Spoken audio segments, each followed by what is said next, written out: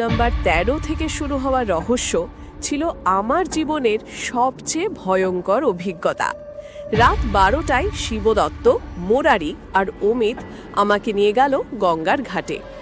অন্ধকারে ভেসে আসছিল শ্মশানের গন্ধ, মনে হচ্ছিল মৃত্যু আমাদের চারপাশে ঘুরছে।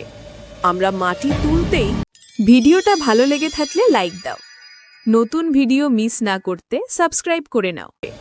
আমরা মাটি তুলতেই হঠাৎ চারপাশে বইল এক শীতল হাওয়া। কানে ভেসে এলো অদৃশ্য ফিসফিসানি, যেন কেউ ঠিক পাশে দাঁড়িয়ে আছে। মুহূর্তেই সবাই আতঙ্কে নিস্তব্ধ হয়ে গেল। হঠাৎ নদীর ঘোলা জলে ভেসে উঠল এক ফ্যাকাশে মুখ। রক্তলাল চোখে সে তাকিয়ে রইল আমাদের দিকে। সেই এক ঝলকে আমাদের বিশ্বাস ভেঙে চুরমার হয়ে গেল। কিন্তু আজও সেই ভয়ঙ্কর মুখ আমার চোখে ভেসে ওঠে।